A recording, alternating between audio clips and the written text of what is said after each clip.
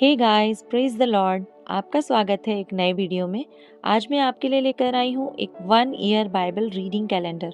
अगर आप अपनी बाइबल को रोज़ नहीं पढ़ पाते हैं और आप कभी भी अपनी बाइबल कंप्लीट नहीं कर पाए हैं तो ये वीडियो आपके लिए है।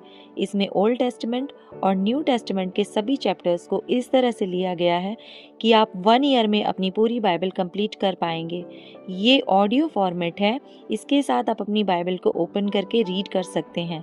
डे 1 से लेकर डे 365 तक के सभी चैप्टर्स मैं आपके लिए लेकर आई हूँ। डे 365 पर आप अपनी पूरी बाइबल कंप्लीट कर पाएंगे, इसलिए आप इसके द्वारा आशीषित हों। और अगर आपको ये वीडियो पसंद आती है तो आप अपने फैमिली और फ्रेंड्स से शेयर करें, और अगर आप चाहें तो आप सब्सक्राइब, लाइक और कमेंट भी कर सकते हैं। So praise the Lord, shalom to everyone. Let's get started. Day 87, chapter number 21, लेवियों को नगरों का दिया जाना। तब लेवियों के पूर्वजों के घरानों के मुख्य पुरुष एलियाजर याजक और नून के पुत्र यहोशू और इजरायली गोत्रों के पूर्वजों के घरानों के मुख्य पुरुषों के पास आकर कनान देश के शीलो नगर में कहने लगे, यहोवा ने मूसा के द्वारा हमें बसने के लिए नगर और हमारे पशुओं के लिए उन्हीं नगरों की चराइयां भी देने की आज्ञा दी थी। तब इजरायलियों ने यहोवा के कहने के अनुसार अपने अपने भाग में से लेवियों को चराइयों समेत ये नगर दिए। तब कहातियों के कुल के नाम पर चिट्ठी निकली, इसलिए लेवियों में से हारून याजक के वंश को यहूदी शिमोन और बिन्यामीन के गोत्रों के भागों में से 13 नगर मिले। बाकी कहातियों को एप्रैम के गोत्र के कुलों और दान के गोत्र और मनशे के गोत्र के भागों में से चिट्ठी डाल डालकर 10 नगर दिए गए। फिर गेरशोनियों को इस्साकार के गोत्र के कुलों और आशेर और नप्ताली के गोत्रों के भागों में से और मनशे के उस आधे गोत्र के भागों में से भी जो बाशान में था चिट्ठी डालकर 13 नगर दिए गए। कुलों के अनुसार मरारियों को रूबेन, गाद और जबूलून के गोत्रों के भागों में से 12 नगर दिए गए। जो आज्ञा यहोवा ने मूसा के द्वारा दी थी उसके अनुसार इजराइलियों ने लेवियों को चराइयों समेत ये नगर चिट्ठी डाल डाल कर दिए। उन्होंने यहूदियों और शिमोनियों के गोत्रों के भागों में से ये नगर जिनके नाम लिखे हैं दिए। ये नगर लेवीय कहाती कुलों में से हारून के वंश के लिए थे, क्योंकि पहली चिट्ठी उन्हीं के नाम पर निकली थी। अर्थात उन्होंने उनको यहूदा के पहाड़ी देश में चारों ओर की चराइयों समेत कियर तरबा नगर दे दिया, जो अनाक के पिता अरबा के नाम पर कहलाया और हेब्रोन भी कहलाता है। परंतु उस नगर के खेत और उसके गांव उन्होंने यपुन्ने के पुत्र कालेब को उसकी निज भूमि करके दे दिए। तब उन्होंने हारून याजक के वंश को चराइयों समेत खूनी के शरण नगर हेब्रोन और अपनी अपनी चराइयों समेत लिब्ना, यत्तीर, एश्तमो, होलोन, दबीर, ऐन, युत्ता, बेत शेमेत दिए। इस प्रकार उन दोनों नगरों के भागों में से 9 नगर दिए गए और बिन्यामीन के गोत्र के भाग में से अपनी अपनी चराइयों समेत ये 4 नगर दिए गए, अर्थात गिबोन, गेबा, अनातोत और अल्मोन। इस प्रकार हारून वंशी याजकों को 13 नगर और उनकी चराइयां मिली। फिर बाकी कहाती लेवियों के कुलों के भाग के नगर चिट्ठी डाल डालकर एप्रैम के गोत्र के भाग में से दिए गए, अर्थात उनको चराइयों समेत एप्रैम के पहाड़ी देश में खूनी के शरण लेने का शकेम नगर दिया गया। फिर अपनी अपनी चराइयों समेत गेजेर, किबसैम और बेथोरोन ये 4 नगर दिए गए। और दान के गोत्र के भाग में से अपनी अपनी चराइयों समेत एल तके, गिब्बतोन, अयालोन और गत्रिमोन ये 4 नगर दिए गए। और मनशे के आधे गोत्र के भाग में से अपनी अपनी चराइयों समेत तानाक और गत्रिमोन ये 2 नगर दिए गए। इस प्रकार बाकी कहातियों के कुलों के सब नगर चराइयों समेत 10 ठहरे। फिर लेवियों के कुलों में के गेरशोनियों को मनशे के आधे गोत्र के भाग में से अपनी अपनी चराइयों समेत खूनी के शरण नगर बाशान का गोलान और बेशतरा ये 2 नगर दिए गए। और इस्साकार के गोत्र के भाग में से अपनी अपनी चराइयों समेत किश्योन, दाबरत, यमूर्त और एन गन्नीम ये 4 नगर दिए गए। और आशेर के गोत्र के भाग में से अपनी अपनी चराइयों समेत मिशाल, अब्दोन, हेलकात और रहोब ये 4 नगर दिए गए। और नप्ताली के गोत्र के भाग में से अपनी अपनी चराइयों समेत खूनी के शरण नगर गलील का केदेश, फिर हम्मोत दोर और करतान ये 3 नगर दिए गए। गेरशोनियों के कुलों के अनुसार उनके सब नगर अपनी अपनी चराइयों समेत 13 ठहरे। फिर बाकी लेवियों अर्थात मरारियों के कुलों को जबुलून के गोत्र के भाग में से अपनी अपनी चराइयों समेत योकनाम, करता, दिमना और नहलाल ये 4 नगर दिए गए। और रूबेन के गोत्र के भाग में से अपनी अपनी चराइयों समेत बेसेर, यहसा, कदेमोत और मेपात ये 4 नगर दिए गए। और गाद के गोत्र के भाग में से अपनी अपनी चराइयों समेत खूनी के शरण नगर गिलाद में का रामोत, फिर महनैम, हेशबोन और याजेर जो सब मिलाकर 4 नगर हैं दिए गए। लेवियों के बाकी कुलों अर्थात मरारियों के कुलों के अनुसार उनके सब नगर ये ही ठहरे। इस प्रकार उनको 12 नगर चिट्ठी डाल डाल कर दिए गए। इजराइलियों की निज भूमि के बीच लेवियों के सब नगर अपनी अपनी चराइयों समेत 48 ठहरे। ये सब नगर अपने अपने चारों ओर की चराइयों के साथ ठहरे। इन सब नगरों की यही दशा थी। इजराइलियों का कनान देश पर पूर्ण अधिकार। इस प्रकार यहोवा ने इजराइलियों को वह सारा देश दिया जिससे उसने उनके पूर्वजों से शपथ खाकर देने को कहा था, और वे उसके अधिकारी होकर उसमें बस गए। और यहोवा ने उन सब बातों के अनुसार जो उसने उनके पूर्वजों से शपथ खाकर कही थी, उन्हें चारों ओर से विश्राम दिया और उनके शत्रुओं में से कोई भी उनके सामने टिक ना सका। यहोवा ने उन सबों को उनके वश में कर दिया। जितनी भलाई की बातें यहोवा ने इजराइल के घराने से कही थी, उनमें से कोई बात भी ना छूटी, सब की सब पूरी हुई।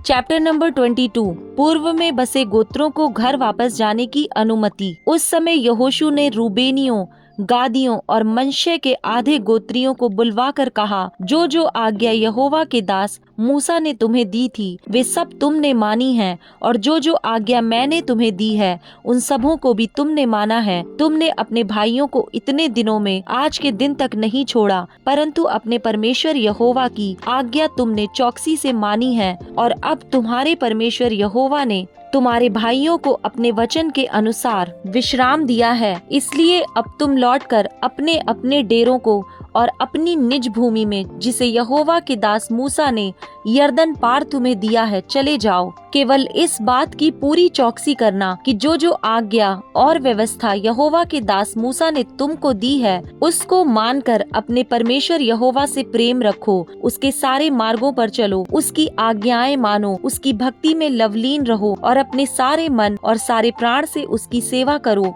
तब यहोशू ने उन्हें आशीर्वाद देकर विदा किया और वे अपने अपने डेरे को चले गए। मनश्शे के आधे गोत्रियों को मूसा ने बासान में भाग दिया था, परंतु दूसरे आधे गोत्र को यहोशू ने उनके भाइयों के बीच यरदन के पश्चिम की ओर भाग दिया। उनको जब यहोशू ने विदा किया कि अपने अपने डेरे को जाएं, तब उनको भी आशीर्वाद देकर कहा, बहुत से पशु और चांदी सोना, पीतल लोहा और बहुत से वस्त्र और बहुत धन संपत्ति लिए हुए अपने अपने डेरे को लौट जाओ और अपने शत्रुओं की लूट की संपत्ति को अपने भाइयों के संग बांट लेना। तब रूबेनी, गादी और मनश्शे के आधे गोत्री इजराइलियों के पास से अर्थात कनान देश के शीलो नगर से अपनी गिलाद नामक निज भूमि में, जो मूसा के द्वारा दी गई यहोवा की आज्ञा के अनुसार उनकी निज भूमि हो गई थी, जाने के विचार से लौट गए। यरदन के किनारे वेदी की स्थापना। जब रूबेनी, गादी और मनश्शे के आधे गोत्री यरदन की उस तराई में पहुँचे जो कनान देश में है, तब उन्होंने वहाँ देखने योग्य एक बड़ी वेदी बनाई। और इसका समाचार इजराइलियों के सुनने में आया कि रूबेनियों, गादियों और मनश्शे के आधे गोत्रियों ने कनान देश के सामने यरदन की तराई में अर्थात उसके उस पार जो इजराइलियों का है, एक वेदी बनाई है। जब इजराइलियों ने यह सुना, तब इजराइलियों की सारी मंडली उनसे लड़ने के लिए चढ़ाई करने को शीलो में इकट्ठी हुई।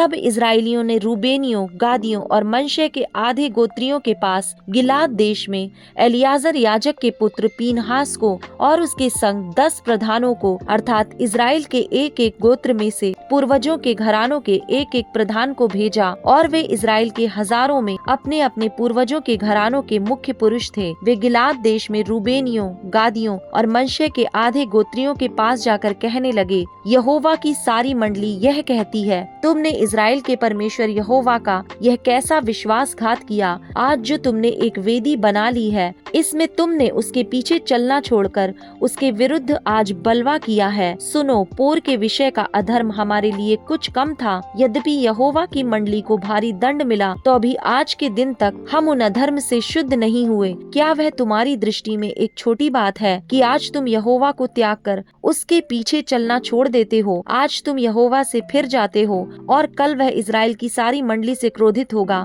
परंतु यदि तुम्हारी निज भूमि अशुद्ध हो तो पार आकर यहोवा की निज भूमि में, जहाँ यहोवा का निवास रहता है, हम लोगों के बीच में अपनी अपनी निज भूमि कर लो। परंतु हमारे परमेश्वर यहोवा की वेदी को छोड़ और कोई वेदी बनाकर ना तो यहोवा से बलवा करो और न हमसे। देखो, जब जेरह के पुत्र आकान ने अर्पण की हुई वस्तु के विषय में विश्वासघात किया, तब क्या यहोवा का कोप इजराइल की पूरी मंडली पर ना भड़का और उस पुरुष के अधर्म का प्राण दंड अकेले उसी को नहीं मिला? तब रूबेनियों, गादियों और मनश्शे के आधे गोत्रियों ने इजराइल के हजारों के मुख्य पुरुषों को यह उत्तर दिया, यहोवा जो ईश्वरों का परमेश्वर है, ईश्वरों का परमेश्वर यहोवा इसको जानता है, और इजरायली भी इसे जान लेंगे कि यदि यहोवा से फिर के या उसका विश्वासघात करके हमने यह काम किया हो, तो आज तू हमको जीवित ना छोड़। यदि आज के दिन हमने वेदी को इसलिए बनाया हो कि यहोवा के पीछे चलना छोड़ दें, या इसलिए कि उस पर होम बलि, अन्न बलि या मेल बलि चढ़ाएं, तो यहोवा आप इसका हिसाब ले। परंतु हमने इसी विचार और मनसा से यह किया है कि कहीं भविष्य में तुम्हारी संतान हमारी संतान से यह ना कहने लगे, तुमको इजराइल के परमेश्वर यहोवा से क्या काम, क्योंकि हे रूबेनियों, हे गादियों, यहोवा ने जो हमारे और तुम्हारे बीच में यरदन को सीमा ठहरा दिया है, इसलिए यहोवा में तुम्हारा कोई भाग नहीं है। ऐसा कहकर तुम्हारी संतान हमारी संतान में से यहोवा का भय छुड़ा देगी। इसलिए हमने कहा, आओ हम अपने लिए एक वेदी बना लें, वह होम बलि या मेल बलि के लिए नहीं, परंतु इसलिए कि हमारे और तुम्हारे और हमारे बाद हमारे और तुम्हारे वंश के बीच में साक्षी का काम दे, इसलिए कि हम होम बलि, मेल बलि और बलिदान चढ़ाकर यहोवा के सम्मुख उसकी उपासना करें, और भविष्य में तुम्हारी संतान हमारी संतान से यह ना कहने पाए कि यहोवा में तुम्हारा कोई भाग नहीं। इसलिए हमने कहा, जब वे लोग भविष्य में हमसे या हमारे वंश से यूं कहने लगें, तब हम उनसे कहेंगे कि यहोवा के वेदी के नमूने पर बनी हुई इस वेदी को देखो, जिसे हमारे पुरखाओं ने होम बलि या मेल बलि के लिए नहीं बनाया, परंतु इसलिए बनाया था कि हमारे और तुम्हारे बीच में साक्षी का काम दे। यह हमसे दूर रहे कि यहोवा से फिरकर आज उसके पीछे चलना छोड़ दें और अपने परमेश्वर यहोवा की उस वेदी को छोड़कर जो उसके निवास के सामने है, होम बलि और अन्न बलि या मेल बलि के लिए दूसरी वेदी बनाएं। रूबेनियों, गादियों और मनश्शे के आधे गोत्रियों की इन बातों को सुनकर पीनहास याजक और उसके संग मंडली के प्रधान, जो इजराइल के हजारों के मुख्य पुरुष थे, वे अति प्रसन्न हुए। और एलियाजर याजक के पुत्र पीनहास ने रूबेनियों, गादियों और मनश्शेइयों से कहा, तुमने जो यहोवा का ऐसा विश्वासघात नहीं किया, इससे आज हमने यह जान लिया कि यहोवा हमारे बीच में है और तुम लोगों ने इजराइलियों को यहोवा के हाथ से बचाया है। तब एलियाजर याजक का पुत्र पीनहास प्रधानों समेत रूबेनियों और गादियों के पास से गिलाद होते हुए कनान देश में इजराइलियों के पास लौट गया और यह वृत्तांत उनको कह सुनाया। तब इजराइली प्रसन्न हुए और परमेश्वर को धन्य कहा और रूबेनियों और गादियों से लड़ने और उनके रहने का देश उजाड़ने के लिए चढ़ाई करने की चर्चा फिर ना की। और रूबेनियों और गादियों ने यह कहकर यह वेदी हमारे और उनके मध्य में इस बात की साक्षी ठहरी है कि यहोवा ही परमेश्वर है, उस वेदी का नाम ऐद रखा। Luke chapter number 6 verse number 1 to 26। सबत का प्रभु। फिर सबत के दिन वे खेतों में से होकर जा रहा था और उसके चेले बालें तोड़ तोड़ कर और हाथों से मल मल कर खाते जा रहे थे। तब फरीसियों में से कुछ कहने लगे, तुम वह काम क्यों करते हो जो सबत के दिन करना उचित नहीं? यीशु ने उनको उत्तर दिया, क्या तुमने यह नहीं पढ़ा कि दाऊद ने जब वह और उसके साथी भूखे थे तो क्या किया? वह कैसे परमेश्वर के घर में गया और भेंट की रोटियां लेकर खाईं, जिन्हें खाना याजकों को छोड़ और किसी को उचित नहीं, और अपने साथियों को भी दी। और उसने उनसे कहा, मनुष्य का पुत्र सबत के दिन का भी प्रभु है। सूखे हाथ वाले मनुष्य को चंगा करना।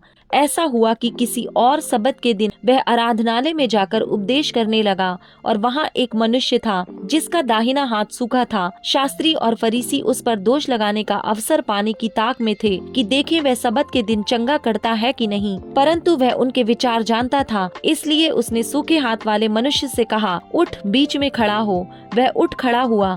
यीशु ने उनसे कहा, मैं तुमसे यह पूछता हूँ कि सबत के दिन क्या उचित है, भला करना या बुरा करना, प्राण को बचाना या नाश करना? तब उसने चारों ओर उन सबों को देखकर उस मनुष्य से कहा, अपना हाथ बढ़ा। उसने ऐसा ही किया और उसका हाथ फिर चंगा हो गया। परंतु वे आपे से बाहर होकर आपस में विवाद करने लगे कि हम यीशु के साथ क्या करें। 12 प्रेरितों की नियुक्ति। उन दिनों में वह पहाड़ पर प्रार्थना करने गया और परमेश्वर से प्रार्थना करने में सारी रात बिताई। जब दिन हुआ तो उसने अपने चेलों को बुलाकर उनमें से 12 चुन लिए और उनको प्रेरित कहा, और वे ये हैं, शमौन जिसका नाम उसने पतरस भी रखा, और उसका भाई अंद्रियास, और याकूब और यूहन्ना, और फिलिपुस और बरतुल्मै, और मत्ती और थोमा, और हल्फई का पुत्र याकूब, और शमौन जो जेलोतेस कहलाता है, और याकूब का बेटा यहूदा, और यहूदा इस्करियोती जो उसका पकड़वाने वाला बना।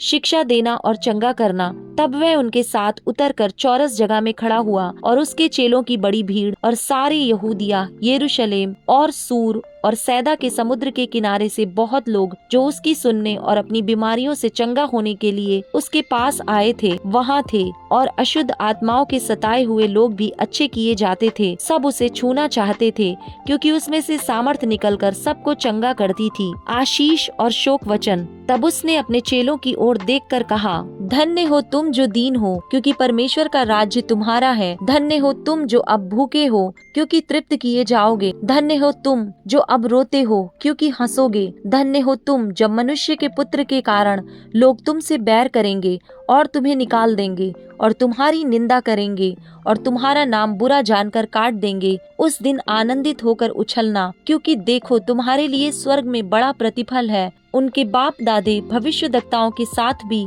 वैसा ही किया करते थे। परंतु हाय तुम पर जो धनवान हो, क्योंकि तुम अपनी शांति पा चुके। हाय तुम पर जो अब तृप्त हो, क्योंकि भूखे होगे। हाय तुम पर जो अब हंसते हो, क्योंकि शोक करोगे और रोगे। हाय तुम पर जब सब मनुष्य तुम्हें भला कहें, क्योंकि उनके बाप दादे झूठे भविष्यद्वक्ताओं के साथ भी ऐसा ही किया करते थे।